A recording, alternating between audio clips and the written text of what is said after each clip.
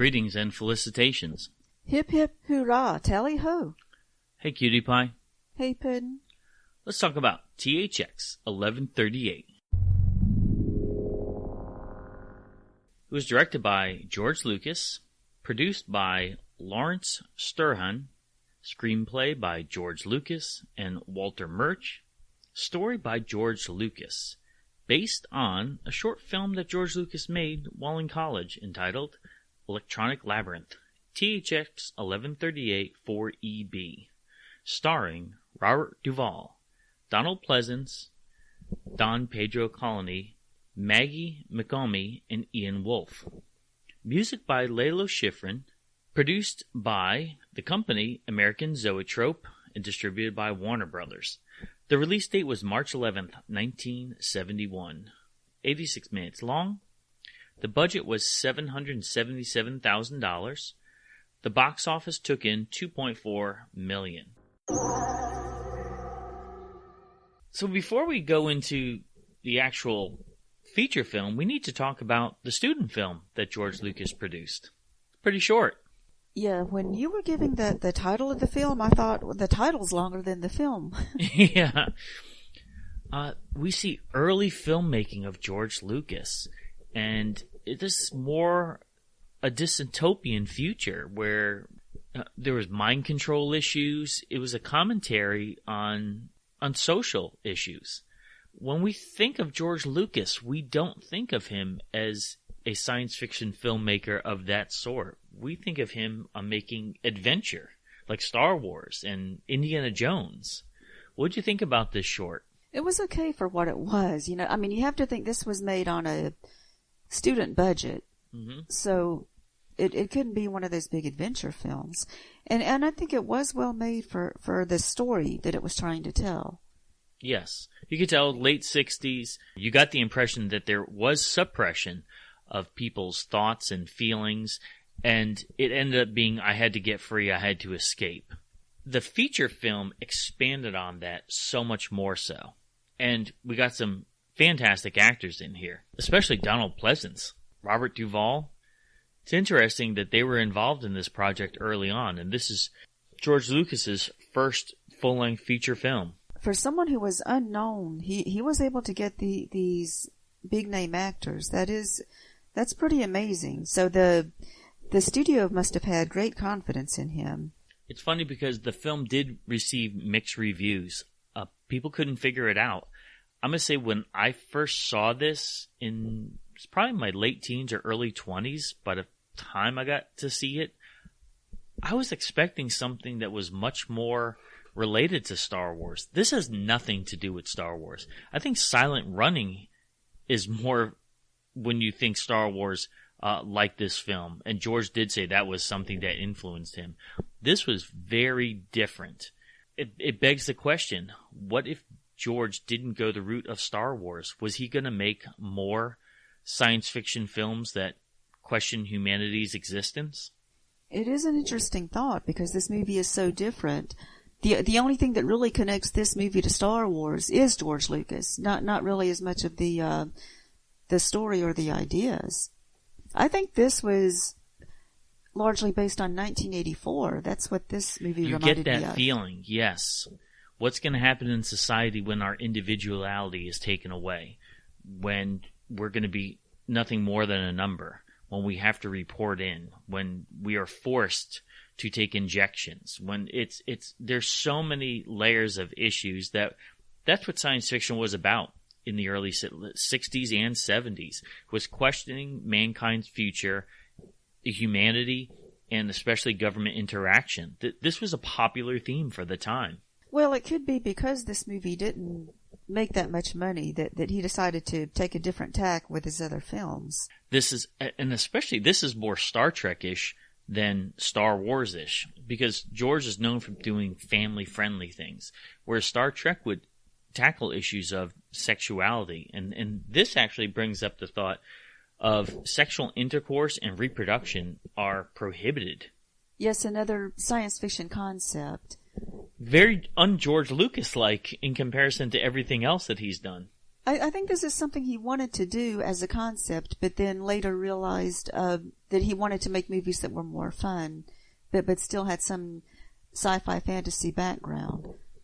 It's funny, when we were talking to Howard Chaykin, who was the artist to the early Star Wars comic books, he said that it was strictly a job for him. He hated Star Wars because of the lack of sexuality. And you're like, what? Who hates Star Wars because of the lack of sexuality? This movie brought out that emotions and even family units, they're taboo subjects. Yeah, it's a completely different world. I mean, so he wanted to do this thing. I mean, the thing is, it's something that's already undesirable to us. And then you show it in a movie and it's even more repulsive. But it's just an idea like this could be what we're headed towards. I think that was the idea of 1984, and that's what he was trying to say here. That maybe someday this is what will become our society. And it almost is that way. I mean, the guy's watching porno movies and masturbating instead of having a family unit. So George Lucas is not known as a science fiction visionary of the likes of Asimov or Bradbury, the list of Arthur C. Clarke. But this is one of those things that, man, George has some dark areas that he could have explored in future productions, but he chose not to. And, of course, in the movie, you have people who want to escape this. Mm-hmm. So, and I think that's the idea. That's the idea, that there's some that are breaking away, this THX and LUH. It's another problem that you're going to have. You're always going to have dissenters in this kind of world where nobody can make their own decisions or do what they want to do. Now the question comes up, what's the deal with THX 1138? Apparently, this was George Lucas's phone number. At the time was 849-1138. So if you look at a phone pad, 849 is THX. And we know that George Lucas consistently uses elements of his phone number moving forward. 1138 is in the original Star Wars movie. THX. How many times have you opened up a movie, the opening credits say sound by THX? So this movie was so important to George that there are elements to it that we're seeing decades later. He liked throwing in these little things. And, of course, the fans noticed. Once he became famous, everybody noticed these little things that he threw out there. And George loves Easter eggs. If you look at one of the license plates in the cars of American Graffiti, it says THX 138. And in the Phantom Menace, one of the battle droids numbers is 1138. And some people ask, are those people really bald in there? How did George Lucas get all these people bald? Well, he actually went to a drug rehabilitation facility, hired them as extras, and had them shave their heads bald. What'd you think about the police in this movie? The visual look of them. They were menacing for this movie. And we both said, wow, this is Terminator. Yes. I mean, it's so obvious that that's an influence, that this movie influenced the look of that chrome-faced T-1000. The faceless look, which we've seen in a lot of sci-fi.